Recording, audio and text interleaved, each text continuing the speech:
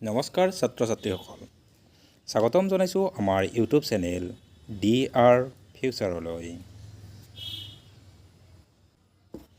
আজি আমি আলোচনা কৰিম নৱম শ্ৰেণীৰ গণিত বিষয়ৰ ৬ষ্ঠ অধ্যায় অৰ্থাৎ ৰেখা আৰু কোণ। আৰু আজি আমাৰ আলোচনা হ'ব এক্সাৰচাইজ 6.1। 6.1 আলোচনা কৰাৰ আগতে আমি অকণমান কথা জানি ল'ব লাগিব। প্ৰথম কথা, আমি কোণৰ ধাৰণা আগতে আমি পাই আহিছোঁ আগৰ ক্লাছত, জাষ্ট আমি এবাৰ মনত পেলাইছোঁ। এতিয়া কোণ হ'ব লাগিলে এটা বিন্দুত আমাৰ দুডাল ৰশ্মি এনেদৰে থাকিব লাগিব। এডাল ৰশ্মি এনেদৰে, এডাল ৰশ্মি এনেদৰে, যেনেদৰে নহওক কিয় দুডাল ৰশ্মিৰ মাজৰ যিটো আমাৰ এইটো থাকিব, এইটো আমাৰ কোণ হ'ব। এইখিনি আমাৰ কোণ বুলি কয়, নহয় জানো? এতিয়া কোণৰ আমাৰ প্ৰকাৰ কেইটামান পাইছিলোঁ। প্ৰথম কথা, ইয়াতে এডাল ৰেখা তোমালোকে এনেদৰে ধৰি লোৱা, ঘড়ীৰ কটাৰ নিচিনাকৈ ভাবি লোৱা, এইডাল এডাল ৰেখা আছে। তাৰপিছত ইয়াৰে আমাৰ ওপৰ ফালে যদি এনেদৰে চিধাই যদি আমাৰ লম্বৰ হৈ থাকে, তেতিয়াহ'লে এইটো আমাৰ 90 ডিগ্ৰী হ'ব পাৰে। আমি কোণমান যন্ত্ৰৰে কোণবিলাক জোখোঁ। আচ্ছা, 90 ডিগ্ৰীতকৈ সৰু যিমানবিলাক কোণ আছে, সেই আটাইবিলাক কোণক কোৱা হয় সূক্ষ্ম কোণ, একুইট এংগুল। আচ্ছা, এইখিনি আমাৰ সূক্ষ্ম কোণ।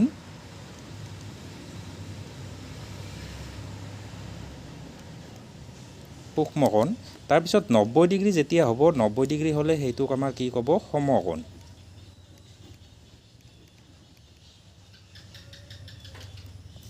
আচ্ছা,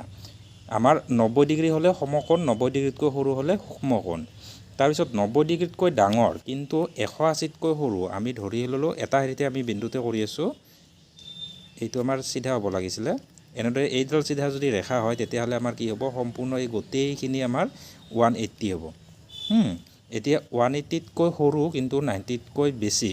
ইয়াৰ পৰা ইয়ালৈ 90, তাৰপিছত ইয়াৰ গোটেইখিনি আমাৰ ইয়াৰ পৰা এই গোটেইখিনি আমাৰ কি হ'ব? 180 হ'ব। দুয়োফালে 90 90 কৰি আছে, ঠিক আছে। এতিয়া আমি গম পালোঁ 90তকৈ সৰু হ'লে সেইটো সূক্ষ্ম কয়, আৰু 90ৰ সমান হ'লে সমকোণ হয়। 90তকৈ ডাঙৰ কিন্তু 180তকৈ সৰু, তেতিয়াহ'লে আমাৰ এইটো হ'ব স্থূলকোণ।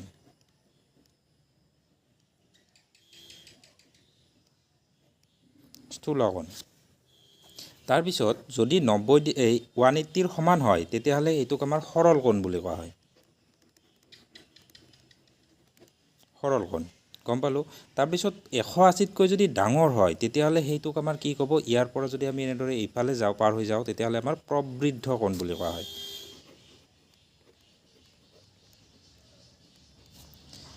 এতিয়া এটা যেনিবা এনেকুৱা কোণ আছে,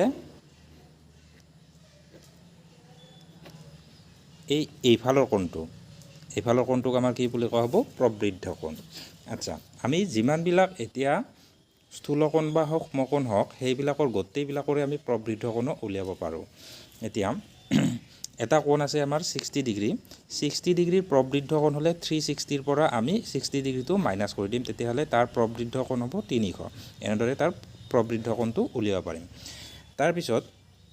গোটেইখিনি যদি সম্পূৰ্ণ একপাহ হয়, মানে 360 ডিগ্ৰী হয়, 360 হ'লে আমাক তাক সম্পূৰ্ণ কোণ বুলি কোৱা হয়। এতিয়া আমি কোণৰ ক্ষেত্ৰত এইকেইটা কোণ আমি চিনি পালেই হ'ল। প্ৰথম আমাৰ আছিল সূক্ষ্মকোণ, একুইট এংগুল, সমকোণ, ৰাইট এংগুল, তাৰপিছত স্থূলকোণ, অবটাছ এংগুল, তাৰপিছত সৰল কোণ, 180 ডিগ্ৰী হ'লে আমাৰ সৰল কোণ হ'ল। তাৰপিছত আৰু সৰল কোণতকৈ যদি ডাঙৰ হয়, প্ৰবৃদ্ধ কোণ, ৰিফ্লেক্সিভ এংগুল। তাৰপিছত এইটো আমাৰ কি হ'ল? সম্পূৰ্ণ কোণ হ'ব। গোটেই 360 ডিগ্ৰী হ'লে আমাৰ সম্পূৰ্ণ কোণ হ'ল। এইকেইটা আমাৰ ইণ্ডিভিজুৱেল কোণবিলাক চাব লাগিলে এইকেইটাই। তাৰপিছত যৌথভাৱে আমি যদি চাওঁ, দুটা কোণৰ মাজত যদি আমি চাব লগা হয়, দুটা কোণৰ যদি যোগফল, এটা যেনিবা আমাৰ 30 আছে, আকৌ এটা আছে 60 ডিগ্ৰী, তো দুটা কোণৰ যোগফল যদি আমাৰ তেনেদৰে 90 ডিগ্ৰী সমান হয়, তেতিয়াহ'লে তাক কোৱা হয় পূৰক কোণ। এতিয়া এনেদৰে হ'ব বুলি কথা নাই, আমাৰ এনেকুৱা হ'ব পাৰে 31, 59, এনেকুৱাও হ'ব পাৰে, যিকোনো হ'ব পাৰে। মুঠতে দুটা কোণৰ যদি যোগফল 90 ডিগ্ৰীৰ সমান হয়, তেতিয়াহ'লে সেই দুটা কোণক এটা আনটোৰ পূৰক বুলি কোৱা হয়। এতিয়া এনেকৈ আহিব পাৰে যে আমাৰ কি হ'ল? 43 কোণটোৰ আমাৰ পূৰক কোণ কিমান হ'ব? তো এইটোৰ লগত আমাৰ 47 যোগ কৰিলে আমাৰ কি হ'ব 90 হ'ব তো আমাৰ 43 ৰ পূৰক কোণ কিমান হ'ল 47 হ'ল এনেকুৱা এইটো পূৰক ঠিক তেনেদৰে দুটা কোণৰ যোগফল যদি 180 ডিগ্ৰী হয় তেতিয়াহ'লে সেই দুটা কোণক আমাৰ সম্পূৰক বুলি কোৱা হয়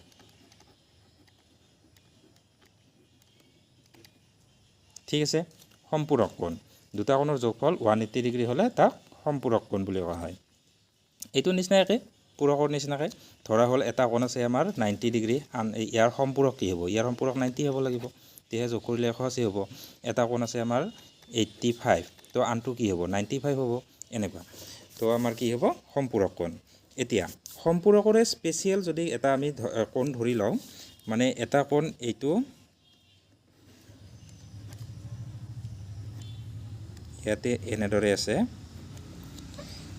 এইটো কোণ যেনিবা আমাৰ কি আছে 60 ডিগ্ৰী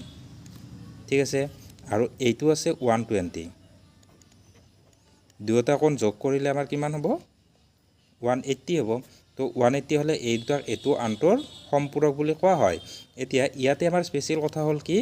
দুয়োটা কোণৰ এটা সাধাৰণ বাহু আছে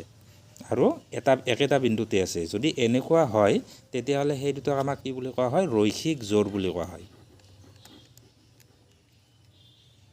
ৰৈখিক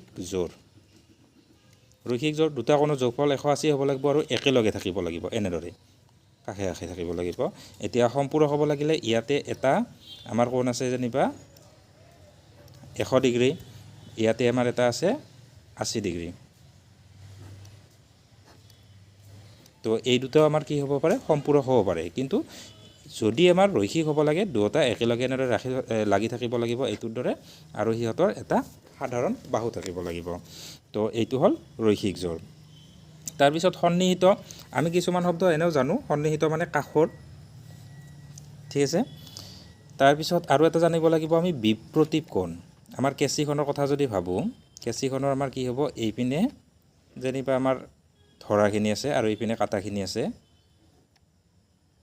এতিয়া ধৰাখিনি আমাৰ যদি বেছি বহলাই দিওঁ এইপিনেও বহল হৈ যায় তো এই কোণটোৰ লগত এই কোণটো আমাৰ সমানে থাকে সদায় এইটো যদি আমি কাষ চাপই আনো আমাৰ এই কাটাখিনিও কাষ চাপি আহে এনেকুৱা তো আমাৰ এনেকুৱা যদি হয় মানে দুডাল ৰেখা যদি একেটা বিন্দুত কটাকটি কৰে তাৰ বিপৰীত কোণবিলাকক আমাৰ কি হয় বিপ্ৰতীপ কোণ বুলি কোৱা হয় বিপ্ৰতীপ কোণ তো এনেকৈ আমি এই কোণখিনি এইখিনি কথা জানিলে মোটামুটি আমাৰ হৈয়ে যাব এতিয়া আমি অনুশীলনী আলোচনা কৰিম অনুশীলনী 6.1 ইয়াতে প্ৰথম প্ৰশ্নটো সুধিছে চিত্ৰটো দিয়া আছে দি কিনে ইয়াতে কৈছে AB অৰ্থাৎ এইডাল AB আৰু CD ৰেখাই এইটো CD ৰেখাই O বিন্দুত কটাকটি কৰিছে ঠিক আছে যদি এংগুল AOC এংগুল AOC তাৰমানে আমাৰ এই কোণটো plus angle BOE angle BOE তাৰমানে এই এংগুলটো এই দুটা এংগুলৰ যোগফল কিমান কৈছে 70 কৈছে ঠিক আছে আৰু এংগুল BOD মাইনাছ এইটো ইকুৱেল BOD 70 এংগুল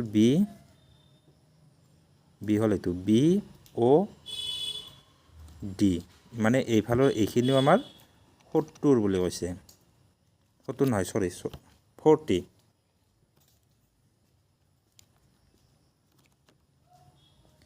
এইখিনি হ'ল 40 তেন্তে BOE আৰু প্ৰত্যৱৰ্তী COE আচ্ছা প্ৰত্যৱৰ্তীটো আমাৰ বেলেগ বেলেগ এনেকুৱা শব্দ থাকিব আমি যেটো কৈছোঁ প্ৰবৃদ্ধটোৱে আমাৰ প্ৰত্যৱৰ্তী বুলিও কম এতিয়া আমাৰ কি কৈছে BOE লাগে প্ৰথম আমাৰ BOE এই এংগুলটো আমাক লাগে এতিয়া এই এংগুলটো লাগিলে প্ৰথম কথা ইয়াতে চিত্ৰটো আঁকি দিয়া আছে কিন্তু আমাৰ পৰীক্ষাত আঁকি নিদিব পাৰে আৰু যদি চিত্ৰটো প্ৰশ্নত আঁকাও থাকে তেতিয়াহ'লে আমাৰ গণিত বহিত যেতিয়া কৰিম আমি চিত্ৰটো আঁকি লৈ কৰিব লাগিব চিত্ৰটো সদায় জ্যামিতিৰ আমাৰ চিত্ৰটো থাকিলে ভাল আৰু অৰ্থাৎ সদায় জ্যামিতিত চিত্ৰবিলাক আঁকি ল'বা ঠিক আছে এতিয়া এই এংগুলটো যদি লাগে প্ৰথম কথা এইটোৰ লগত এইটো আমাৰ কি হয় বিপ্ৰতীপ কোণ তো আমাৰ সেইটো আমি প্ৰথম লিখি লওঁ এংগুল প্ৰথমতে দিয়া আছে আমাৰ এইখিনি ল'ব পাৰিম দিয়া আছে যিখিনি দিয়া আছে এংগুল ইমান প্লাছ এংগুল ইকুৱেল টু 70 তাৰপিছত এংগুল ইমান ইকুৱেল টু 40 ডিগ্ৰী আচ্ছা এতিয়া আমাৰ যেহেতু এংগুল AOC ইকুৱেল টু আমি লিখিম এংগুল BOD এইটো কি হ'ল বিপ্ৰতীপ কোণ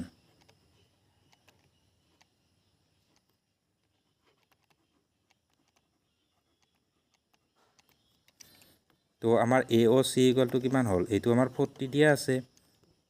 তো আমাৰ AOC 40 ওলাল এতিয়া যেহেতু আমাৰ এইটো দিয়া আছিলে angle AOC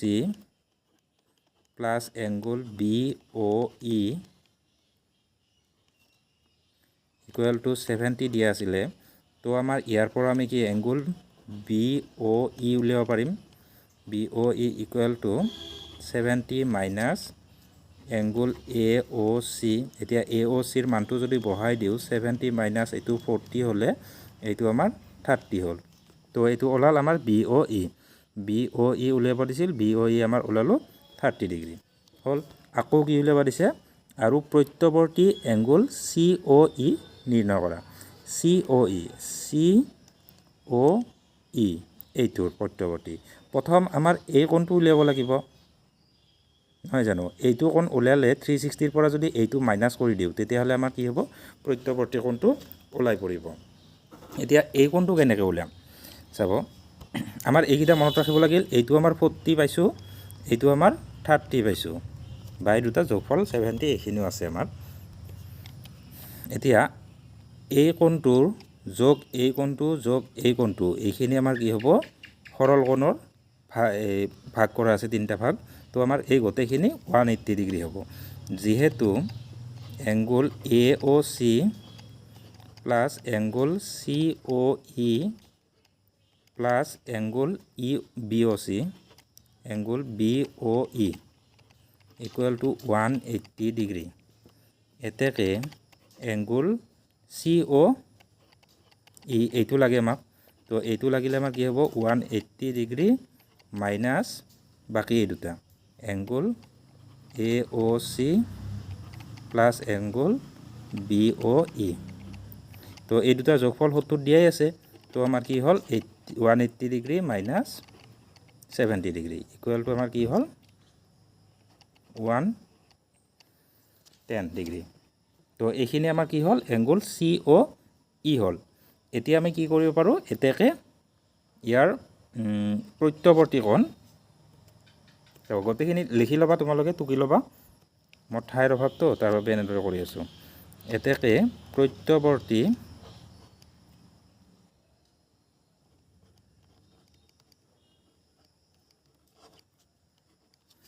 angle COE equal to 360 degree minus angle COE তো ইকুৱেল টু কি হ'ল আমাৰ 360 ডিগ্ৰী মাইনাছ 110 পালোঁ আমি এতিয়া ইয়াক বিয়োগ কৰিলে আমাৰ কি হ'ব 250 ডিগ্ৰী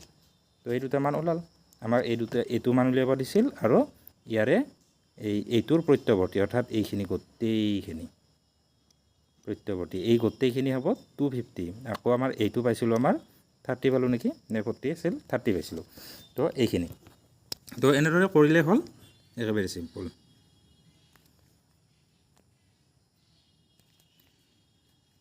নেক্সট এইটো 2 নম্বৰ ইয়াতো আমাৰ চিত্ৰটো দিয়া আছে এতিয়া এইকেইটা দিয়া আছে প্ৰথম আমি দিয়া থাকাখিনি লিখি ল'ব লাগে ইয়াতে কি দিছে XY আৰু MN ৰেখাই O বিন্দুত কটাকটি কৰিছে XY আৰু MN এইডাল ৰেখা আৰু এইডাল ৰেখাই আমাৰ O বিন্দুত কটাকটি কৰিলে ঠিক আছে তাৰপিছত যদি এংগুল POY তাৰ মানে POডাল লম্ব আঁকি দিছে ইকুৱেল টু 90 ডিগ্ৰী আৰু A:B ইকুৱেল টু 2:3 এই এংগুলটো হ'ল এইটো আৰু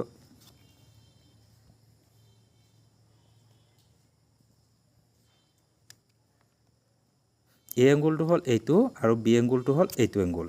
তো এই দুটাৰ অনুপাত আমাৰ 2:3 দিয়া আছে তেন্তে চি নিৰ্ণয় কৰা একদম অসুবিধা নাই ইয়াতে আমাৰ কি আছে এইখিনি দুটা মিলি আমাৰ কি আছে 90 ডিগ্ৰী হ'ব হ'ল গণিতত আমাৰ বেছিকৈ দিব পাৰে কিন্তু আমাৰ যিখিনি লাগে আমাৰ সেইখিনিহে ল'ম আমাৰ ইমানখিনি কথা প্ৰয়োজন নাই এইফালে যিমান যি আছে আৰু মুঠতে এইটো 90 ডিগ্ৰী আছে a + b 90 ডিগ্ৰী আছে যিহেতু a + b = 90 ডিগ্ৰী এতেকে কি হ'ব ইয়াৰ অনুপাতবিলাক ভাগ কৰিলে আমাৰ কি হ'ব অনুপাত আৰু সমানুপাত শিকাওঁতে গম পাইছোঁ আমি কি হ'ল গোটেইকেইটা আমাৰ মুঠ যিটো আছে 2 + 3 অৰ্থাৎ 5 আমাৰ এই 90 হৰণ কৰি দিম এতেকে এৰ মান উলিয়াব দিছেনে অ' চি উলিয়াব দিছে আচ্ছা আগতে এ বি উলিয়াই ল'ব লাগিব বা বি উলিয়ালে হ'ব এতেকে বি ইকুৱেল টু আমাৰ কি হ'ল 90 ডিভাইড কৰিব লাগিব কিহেৰে 5 ইনটু ইয়াৰে আমাৰ বিটো হ'ল 5টো তো আমাৰ এইটো 3 হ'ব যদি আমাৰ কি হ'ল এটো লাগিলহেঁতেন তেতিয়াহ'লে ইয়াতে 2 ইনটু হ'ল ঠিক আছে এইটো হ'ল অনুপাত সমানুপাতৰ কাহিনী এতিয়া 5 ইয়াক ডিভাইড কৰিম যেতিয়া কাটাকাটি কৰিলে আমাৰ কি হ'ব 5 × 5 40 হ'ল 5 8 5 গুণ 40 তো 18 3 গুণ আমাৰ কিমান হ'ব এইটো 8 3 গুণ 24 4 8 3 গুণ 3 4 5 54 ডিগ্ৰী হ'ল আমাৰ এইটো কি হ'ল b2 54 এতিয়া আকৌ আমাৰ এই দুটা যোগফল 180 হ'ব এংগল এম বি আৰু চি আকৌ b + c = 180 implies c = 180 degree minus b তাৰপিছত ইয়াতে আমাৰ কি হ'ব 180 ডিগ্ৰী মাইনাছ 54 ডিগ্ৰী তো মাইনাছ কৰিলে আমাৰ কি হ'ব ইয়াতে 6 7ৰ পৰা 5 গ'লে 2 126 ডিগ্ৰী তো এইখিনি হ'ল এটাকে নিৰ্ণয় মান c = এইখিনি তো ইয়াত চিত্ৰটো অকণমান চালে ভালদৰে আমি যিখিনি পাইছোঁ সেইখিনি কথাৰ দ্বাৰা গোটেইবিলাক কৰিব পাৰিম নেক্সট 3 নম্বৰ ইয়াতো আমাৰ কি কৰিছে এংগল পি কিউ আৰ অৰ্থাৎ পি কিউ আৰ এই কোণটো আৰু এংগল পি আৰ কিউ এই কোণটো এই দুটা কোণ সমান তেন্তে প্ৰমাণ কৰা যে এংগল পি কিউ এছ এইফালতো equal to angle P R T এইফালৰখিনি তো এইফালৰখিনি দুখিনি আমি প্ৰমাণ কৰিব লাগে প্ৰথম আমি যে গোটেইকেইটাতে দিয়া আছে বুলি কয় আমি যিখিনি কথা কৈছে সেই কথাখিনি প্ৰশ্নত যিখিনি কথা কৈছে সেইখিনি কথা লিখি ল'ম তাৰপিছত এতেকে আমাৰ কি হ'ল angle P Q S = 180 degree minus angle P Q R এতিয়া ডাইৰেক্ট ব্ৰেকেটত লিখি দিব পাৰি ৰৈখিক জোৰ হয়নে নহয় এইটো আৰু এইটো দুটা ৰৈখিক জোৰ হয় তো এটা আনটোৰ 180 পৰা বিয়োগ কৰিলে 180 পৰা আনটো বিয়োগ কৰিলে এইটো ওলাব সেনেকুৱা তো এইটো ওলাল তাৰপিছত আকৌ এইটো নাম্বাৰিং 1 কৰি থ'ব পাৰি এইপিনে ঠাই নাই মই তলত লিখিছোঁ এইটো 1 নম্বৰ আৰু কি হ'ব এইটো P R T angle P R T = 180 degree minus angle P R Q হ'ব তো এইটো আমাৰ ৰৈখিক জোৰে হ'ব এতিয়া আমাৰ চেম থাকিলে ইয়াতে কমা দিব পাৰিম তো এইটো আমাৰ 2 নম্বৰ হ'ব তো 1 আৰু 2ৰ পৰা পাওঁ 1 and 2 ইমপ্লাইজ লিখিলেও হ'ব আমাৰ কি হ'ল ইয়াতে আমাৰ এইখিনি আৰু এইখিনি সমান দিয়া আছে তো এইখিনিতো একেই কথা তো আমাৰ এইখিনি আৰু এইখিনি একেই হ'ল angle P Q S = angle P R T এতিয়া ব্ৰেকেটত আকৌ একবাৰ লিখি থ'ব পাৰি যিহেতু angle P Q R = angle P R Q হৈ গ'ল এইখিনি তো নেক্সট 4 নম্বৰ এইটো আমাৰ ইয়াতো আমাৰ চিত্ৰটো দিয়া আছে যদি তাৰমানে কি কৰিছে x + y = w + z ইয়াতে চাবা x হ'ল আমাৰ এইটো z এইটো w এইটো x x + y = w + z এইটো হ'ল z আৰু এইটো হ'ল w + z তেন্তে প্ৰমাণ কৰা যে এ অ বি এডাল ৰেখা আচ্ছা এ অ বি এডাল ৰেখা বুলি প্ৰমাণ কৰিব দিছে আচ্ছা যি নহওক আমাৰ ইয়াতে গোটেইকেইটাৰ যোগফল যেহেতু আমাৰ এইটো এটা সম্পূৰ্ণ কোণ আছে গোটেইখিনিত এই একবাৰ সম্পূৰ্ণ যদি ঘূৰাই চাওঁ তেতিয়াহ'লে আমাৰ গোটেইখিনিত আমাৰ কি আছে 360 আছে তো আমাৰ গোটেইকেইটা লিখিব পাৰোঁ যেহেতু x + y + w + z = 360 degree এইখিনিতো হয়ে তাৰপিছত এতিয়া আমি কি কৰিব পাৰোঁ ইয়াতে আমি দুটা ভাগ কৰিলোঁ ইয়াতে যেনেদৰে দিয়া আছে x + y প্লাছ ইয়াতে আমাৰ কি হ'ল w + z = 360 হৈ গ'ল তাৰপিছত নেক্সট আমি এটা যিকোনো ইয়াৰে এটাত মান বেলেগ এটা বহাব পাৰিম দুটা কিন্তু আমি চেঞ্জ নকৰোঁ ইয়াতে x + y এইটো আছে কিন্তু ইয়াতে আমি কি কৰিব পাৰোঁ x + y লিখিব পাৰোঁ = 360 হ'ল যেহেতু x + y = w + z এইটো দিয়া আছে আমাৰ ইমপ্লাইজ এইটো 2x + y = 360 হ'ল এতিয়া আমাৰ 2টো যদি আমি সিপিনে নিলে আমাৰ কি হ'ব x + y = 2ৰে এইটো ডিভাইড হ'লে 180 ডিগ্ৰী হ'ল তো যেহেতু x আৰু y দুটা ৰৈখিক জোড় লিখি দিলে হ'ল যেহেতু x আৰু y ৰৈখিক জোড় 180 হোৱাৰ কাৰণে ৰৈখিক জোড় বুলি ক'লোঁ ৰৈখিক জোড় গতিকে এ অ বি এডাল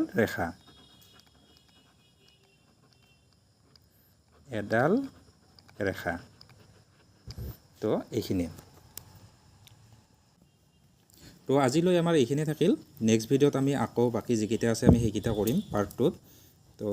শেষলৈ চোৱাৰ কাৰণে বহুত ধন্যবাদ আকৌ লগ পাম নেক্সট ভিডিঅ'ত থেংক ইউ